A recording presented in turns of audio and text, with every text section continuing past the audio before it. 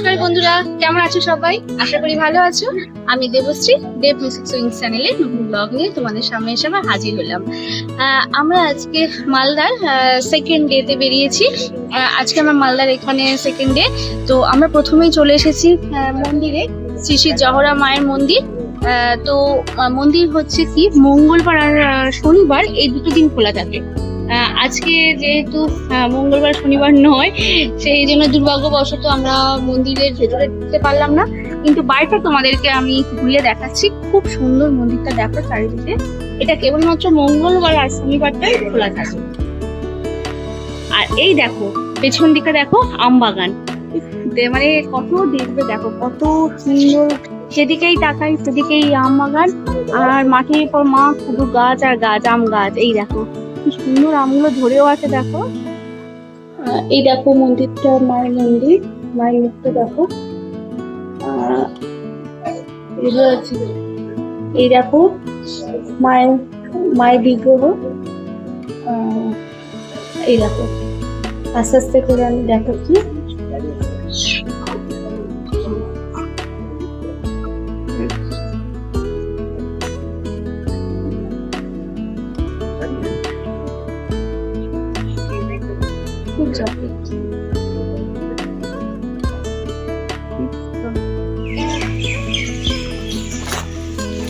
চলো তোমাদেরকে আম বাগান দেখাই, কত গাছ দেখো। মালদার নামের সঙ্গে জড়িয়ে রয়েছে যে শব্দটা, সেটা হলো আম। গোটা বাংলা তাকিয়ে থাকে কত আম হলো মালদায়। বাজারে গেলে অনেকেই খোঁজ করেন মালদার আম আছে নাকি, আর আমরা সেই আম বাগান দেখতে চলে এলাম। আমাদের সাথে আলাপ করিয়ে দিই আমার এক দাদার সাথে, দীপুদা হচ্ছে এখানে মালদা বাসিন্দা। তো দীপুদা দৌড়তেই আমরা চারিদিক ঘুরে যাচ্ছি। আর এই যে আম গাছ দেখো, কত আম, কত দেখো, দেখো বেশি হবে না। এই দেখো, মাটির পর মাছ, শুধু আম আর আম। এত ভালো লাগছে, বিশেষ করে হাতে নাগালে। তো এত এরকম হাতে নাগালে আম আমি পাইনি কখনো। আর যত চোখ যাচ্ছে শুধু আম বাগান, শুধু আম বাগান।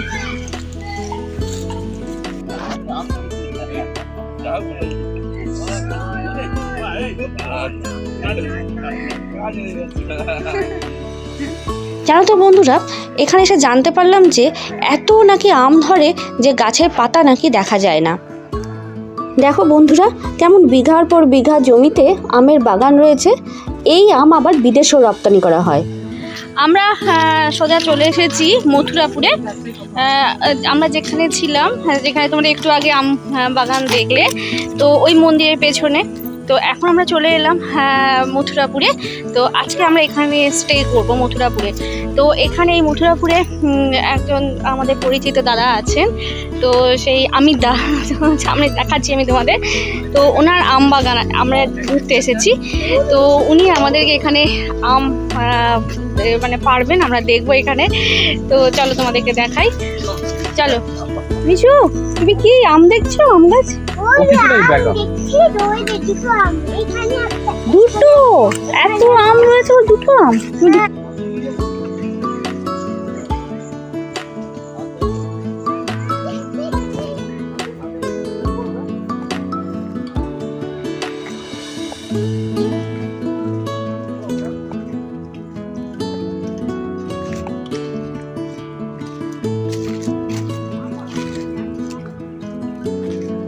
কোথায় উঠেছো মিশু, কোথায় উঠেছো? কি গাছ এটা? দাদুর সাথে আম গাছ উঠেছো? তাই, আচ্ছা, খুব মজা হয়।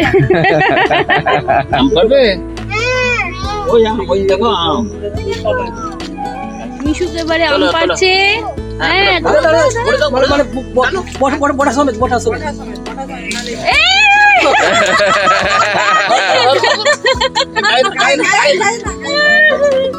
আঠা লেগে যাবে। ভালো লেগেছে? গায়ে না, গায়ে নেই। আঠা বেরোচ্ছে, আঠাটা বেরোচ্ছে। ধরে রাখো, ধরে রাখো, আমটা ধরে রাখো। মিশু ভালো লাগছে আমটা? মিশু আম পেড়েছো? আম পেড়েছো? ভালো লাগছে না? হ্যাঁ, এটা উপরে তুলে নিয়ে যাও। নাও, নাও, উপরে তুলো, উপরে তুলো। এই ডালটাকে উপরে তুলো। তোলো টাও। আচ্ছা, আমি ধরে টানো তো, আমরা ধরো।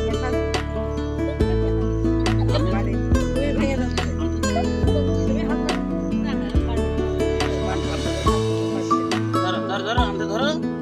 এবার তো করো। ধরো, ধরো, ধরো, ধরে রাখো। এবার, এবার হয়ে যাবে।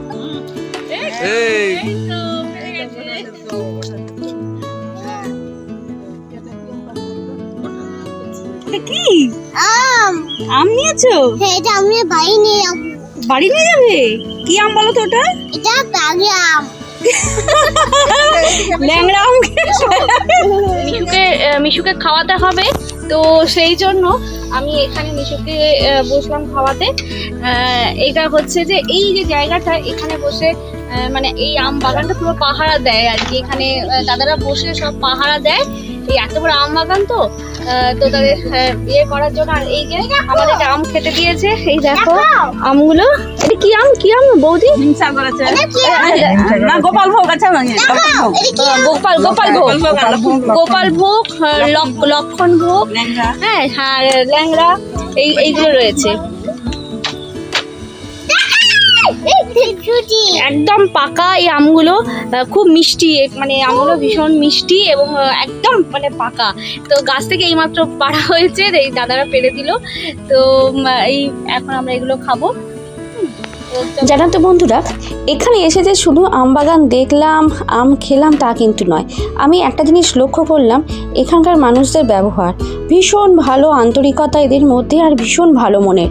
দেখো, আমরা যেই এখানে এসেছি আম বাগান দেখতে, অমনি এখানকার বৌদি একজন আমাদের আম কেটে দিচ্ছে, সাথে সাথে গাছ থেকে আম পেড়ে আনলো, টেস্ট করার জন্য আমাদেরকে আম দিল। মানে আমরা দেখে পুরো মানে কি বলবো, খুব অবাক হয়ে গেলাম। যাকে ভীষণ ভালো লাগলো, ওনাদের এই ব্যবহার কোনো দিন আমি ভুলবো না। তাই তোমাদেরকেও আমি এদের সাথে আলাপ করিয়ে দিলাম। আচ্ছা, আমি তার কথা বলছিলাম তোমাদেরকে। এই বাগানটা যে আমি ঘুরলাম এতক্ষণ ধরে, তোমাদেরকে দেখালাম, এইটা হচ্ছে আমিরদার বাগান। এই যে মিশু আম তুললো, আম পড়ে গেল, আম তুলতে গিয়ে, এটা হচ্ছে যে আমিরদার বাগান। তো আমিরদার সাথে তোমাদেরকে পরিচয় করে দেবে। আমিরদাকে দেখো, তোমাদেরকে বলবে এই যে মাচাটা যেটা রয়েছে, এর বৈশিষ্ট্যটা কি। আচ্ছা, আমিরদা তুমি আমাকে বলো, এইখানে মানে কখন থেকে তোমরা পাহাড় দেওয়া শুরু করো? কোন মাস থেকে? বৈশাখ মাস থেকে আষাঢ়ে এটা বৈশাখ মাস থেকে শুরু হয়, বৈশাখ জ্যৈষ্ঠ আষাঢ়। আচ্ছা, মানে শীতকালে তো এগুলো কিছু থাকে না, না। শীতকালে এগুলো কিছু থাকে না, না, শীতকালে। কিন্তু গ্রীষ্মকালে বৈশাখ থেকে আষাঢ়। আর কতক্ষণ থাকবো এখানে? এখানে মানে 24 ঘন্টায় থাকতে হয়। আর তুমি চলে গেলে ধরো কোথাও আমার- যাবে তখন অন্য কেউ থাকে নাকি? হ্যাঁ, আর ঝড় বৃষ্টির সময় কি করো? ঝড় বৃষ্টি হলে ওই এতে ঠেকার মধ্যে থাকে। তো এখানেই থাকতে হয়। ঝড় হলো আম কুড়াই, ঝড় হলো আম কুড়াই। ও, মানে এই ছাউনির মধ্যে তোমরা থাকো আর কি। মানে এখানে খাওয়া দাওয়া, এখানে এই কয়েক মাস তোমরা এখানে সবকিছু করো। কি অদ্ভুত না, মানে দেখে খুব অবাক লাগছে। তো তোমরাও যখন আসবে এই বাগানগুলো এসে ঘুরে দেখো। এই আমটা যে আছে গুছিটা, হ্যাঁ। মানে শ্রাবণ মাসের মোটামুটি 20-25 তারিখে, ও আচ্ছা আচ্ছা আচ্ছা। মানে ইংরেজি হিসাবে দেবশ্রী এটাই হ্যাঁ, মালদা জেলার একটা মানে বিখ্যাত আম, এটা হচ্ছে মালদার বিখ্যাত আম, ফজলি আম। ফজলি বিখ্যাত। এটা সাইজে মোটামুটি হাইস্ট 1 কিলো 200 গ্রাম পর্যন্ত হয়। তো এইটা হচ্ছে যে পাকলে তো আমরা খাই, মানে এটা আমাদের ওইদিকে যায় তো পাকা অবস্থায়। হ্যাঁ, এটা পাকা অবস্থায় যায়। এটা কাঁচা খেলেও মিষ্টি লাগে। তাই কাঁচা অবস্থা মিষ্টি লাগে। হ্যাঁ। আচ্ছা, দেখলে তোমরা আমটার সাইজটা দেখো একবার। আমি জানি না ক্যামেরাতে বা ভিডিওতে কতটা আসছে, কিন্তু কাছ থেকে দেখছি বেশ বড়, বেশ বড়। এটা লবণ দিয়েও মানে ভালো টেস্ট লাগে। তাই আচ্ছা আর আর তোমাদের দেশের আম যে একবার টক, আমাদের তোমরা যে এই আম বাগানগুলো দেখছো, আম বাগান একটা জিনিস তোমরা লক্ষ্য করবে, প্রত্যেকটা গাছে কিন্তু এরকম করে মানে বাঁশ দিয়ে দেওয়া আছে, মানে ঠেকিয়ে রাখা আছে। তার কারণটা কি আমি তা তোমাদেরকে বলছি। আমি একটু বলো। এই ঠেকার দিচ্ছি, গরু খেয়ে যেতে পারে, বাচ্চাগুলো অনেক সময় পেরে নিতে পারে। আচ্ছা, ডালটা অনেক সময় লোড হলে পড়ে যাবে, মানে এত আমের হ্যাঁ। নিচের দিকে নেমে যায়, আর নিতে নেমে যায়, যার জন্য ডালটা ভাঙার পরে এই ঠেকাগুলো দেওয়া। ওই জন্যই এগুলো দেওয়া। আবার আম পাড়া শেষ হলে সে ঠেকাটা উঠলে। যাক, তোমাকে অনেক ধন্যবাদ, তুমি আমাদেরকে এত কিছু ইনফরমেশন দিলে। ইতিহাস নগরীতে ফলের রাজার খ্যাতি আবহমান কাল ধরেই।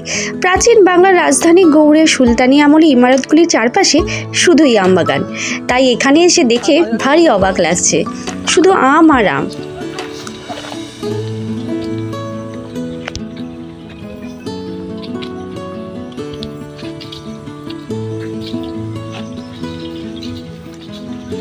তোমরা একটা জিনিস ভালো করে লক্ষ্য করো, এই এই আম গাছগুলো মানে এই আম গাছগুলোর ওপর দিকটা এমন ভাবে ঢেকে আছে যে মানে মানে কি বোঝা যাচ্ছে, মানে আমের চারদিকে শুধু আম আর আম। ভালো করে দেখো দুটো আম গাছের ডাল কিভাবে দুদিকে ঢেকে আছে, দেখতে পাচ্ছ? কি অদ্ভুত লাগছে দেখতে। ওই দেখো, ওই দিকে দেখো, ওই দিকে দেখো।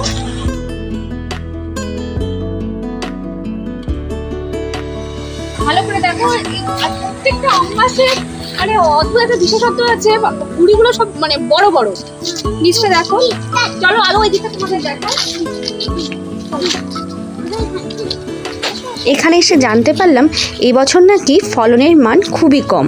মূলত আবহাওয়ার খামখেয়ালিপনার জন্য এমন হাল হয়েছে মালদার আমের। সে যাই হোক, আমরা যেটা দেখলাম সেটাই বা কম কি বলো? এই আম ভর্তি হয়ে আছে, গাছগুলো ভর্তি হয়ে আছে, গাছগুলো একদম মানে দৌড়াচ্ছে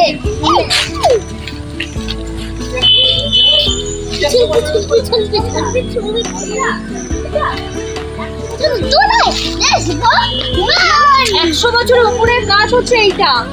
দেখো 100 বছরের উপরে, বাপরে কি অদ্ভুত লাগছে। বাহ, সুন্দর।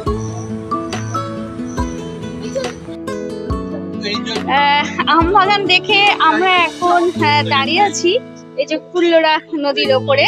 এটা একটা সুন্দর ব্রিজ, বেশ বড় ব্রিজটা, একটা মানে সুন্দর একদম।